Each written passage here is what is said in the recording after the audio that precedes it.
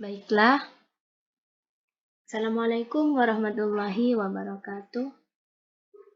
Nah, di sini saya akan berbagi tentang cara mengisi lembar kerja belajar mandiri untuk PPG Fisika 2022.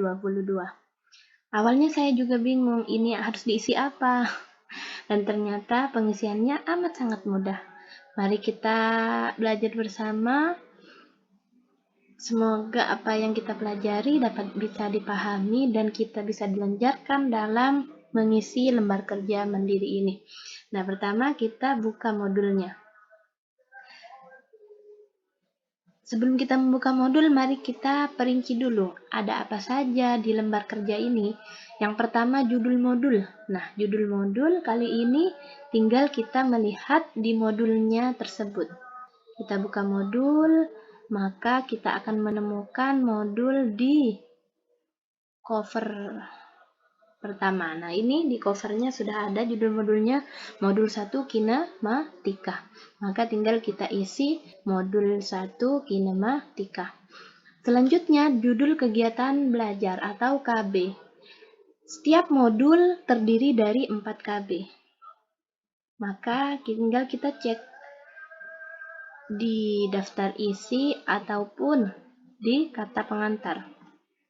Jika kita tidak menemukan di daftar isi, karena biasanya kalau yang di fisika ini di daftar isinya rata-rata rinci seperti ini.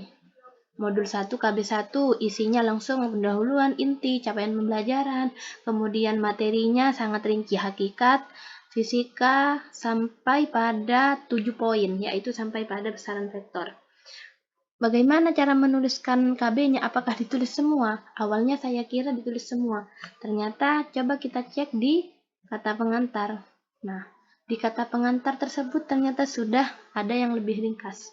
KB untuk modul ke-1 ada 4 KB. Nah, ini sudah ada di kata pengantar. Yang pertama yaitu besaran satuan, pengukuran dan vektor. KB2 yaitu gerak lurus, dan kemudian KB3 gerak parabola, dan yang keempat gerak melingkar. Jadi tinggal kita isi untuk judul kegiatan KB 1 sampai 4. Selanjutnya untuk butir refleksi. Pada lembar kerja mandiri PPG sebelumnya di tahun 2021 ataupun 2022 yang pernah saya cek di YouTube, hasil sharing atau diskusi dari peserta PPG sebelumnya, butir refleksi tersebut tidak berbentuk seperti ini. Yang ini yang saya dapatkan berupa garis besar materi yang dipelajari. Sedangkan yang sebelumnya itu tertulis yaitu peta konsep. Jadi kita disuruh menuliskan peta konsep atau istilah dari apa yang kita pelajari. Sebenarnya menurut saya ini mirip. Karena kalau kita bicara garis besar materi yang dipelajari, maka itu kecakupannya secara umum. Tidak perlu harus menjabarkan istilah. Jadi tinggal kita jabarkan saja apa yang sudah kita pelajari. Seperti kita mengacu pada poin-poin di per KB. Kalau kita KB1 belajarnya besaran, satuan, pengukuran, dan vektor, maka tinggal kita jabarkan besaran itu apa, satuan itu apa, dan pengukuran, serta juga vektor. Namun sebelumnya di saya ini saya nulisnya hakikat fisika. Tidak apa-apa karena sebenarnya garis besar materi itu seperti rangkuman kalau menurut pemahaman saya. Jadi tinggal kita tulis dari poin-poin KB-nya. Maka misalkan biar tidak repot menulis ulang, mungkin kita langsung bisa copy paste dari PDF-nya. Namun tentunya sebelumnya sudah kita pelajari apa yang ada di modul dan juga kita sudah mengerjakan tes formatifnya. Jadi setiap KB pada setiap modul itu ada tes formatif seperti kita mengerjakan soal ujian. Tinggal kita kerjakan, nanti kita cek apakah jawaban kita sudah benar, apakah kita sudah memahami modul ini, maka salah satunya dari parameter mengerjakan tes formatif. Nah, untuk selanjutnya contoh pengisian lembar kerja mandiri.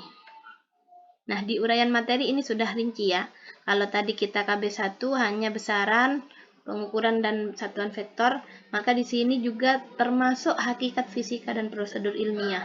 Kalau kita sudah menjadi guru fisika kelas 10, insya Allah ini sudah ada di luar kepala ya, Bapak Ibu sekalian.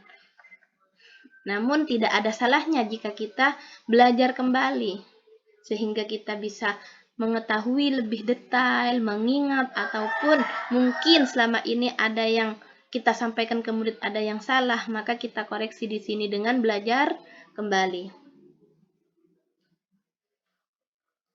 Nah, kalau kita rangkum, maka kita langsung masuk di sini. Besaran merupakan segala sesuatu yang dapat diukur.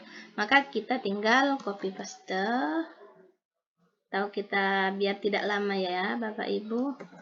Nah, ini kok fontnya tidak sama. Nanti itu bisa kita atur, bisa kita edit di akhir. Nah, selanjutnya bisa kita kerjakan seperti yang poin pertama. Karena garis besar materi adalah seperti rangkuman.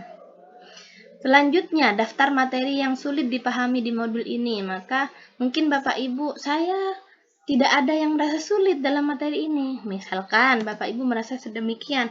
Namun, kita kan di sini sebagai guru, maka mungkin perspektif kita ada di murid. Jadi, posisikan diri kita sebagai murid. Kira-kira kalau kita menjadi murid, daftar materi yang sulit itu yang mana? Nah, kalau saya sebagai guru kelas 10, biasanya yang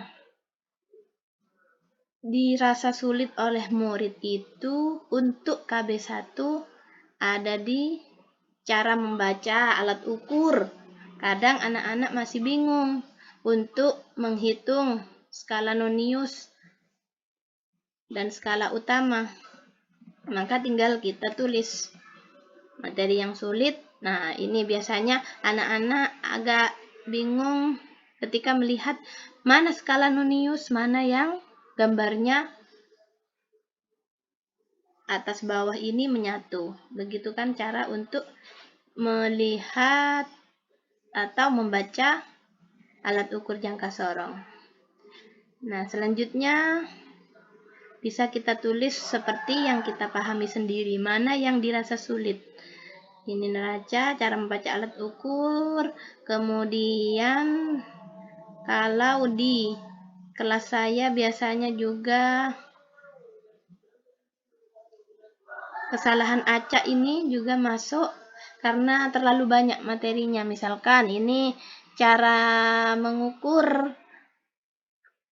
benda berbentuk bulat dengan jangka sorong, maka kesalahannya bisa karena penglihatannya yang miring, kurang tegak, atau dan lain sebagainya, ketidakpastian.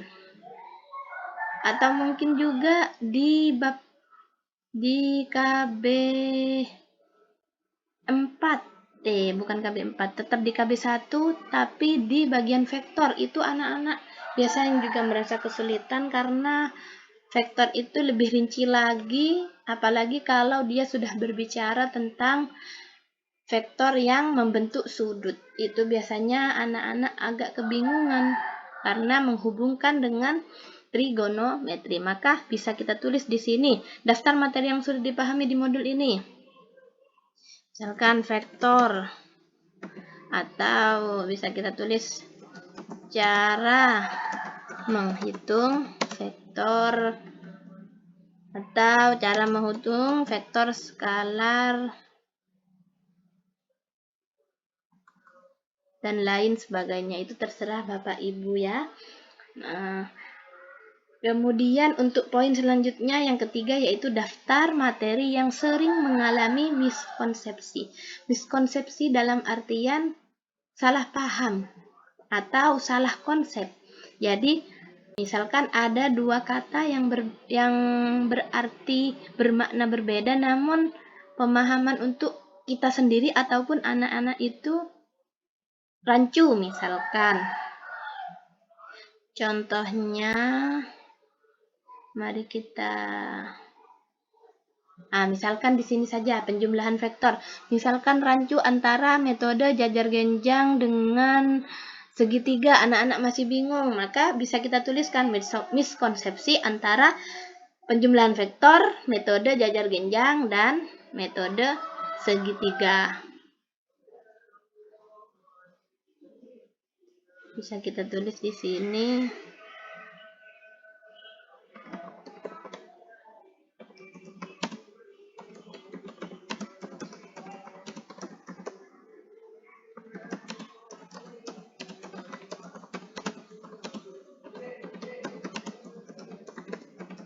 Untuk poin selanjutnya bisa kita tulis lebih detail lagi sesuai dengan KB. Karena ada 4 KB, agar kita lebih mudah dalam merangkumnya atau dalam menuliskan lembar kerja belajar mandiri ini, bisa kita tulis poin-poinnya sesuai dengan KB. Jadi kalau poin pertama misalkan garis besar materi yang dipelajari, maka untuk poin pertama, poin 1 kita tulis yang ada di KB 1. Begitu seterusnya. Untuk poin kedua bisa kita tulis apa yang ada di KB 2, yaitu gerak lurus. Begitu juga di daftar materi yang sulit, kita sesuaikan dengan poin-poin per KB. Begitu sekiranya uraian singkat dari kami yang juga belajar untuk mengerjakan lembar kerja belajar mandiri ini. Semoga apa yang kita pelajari dapat bermanfaat dan bisa kita aplikasikan dalam mengerjakan lembar kerja belajar mandiri, dan semoga PPG kita ini yang sedang mengikuti PPG semoga diberi kelancaran, sukses sampai lulus UP. Terima kasih. Sekian, Assalamualaikum warahmatullahi wabarakatuh.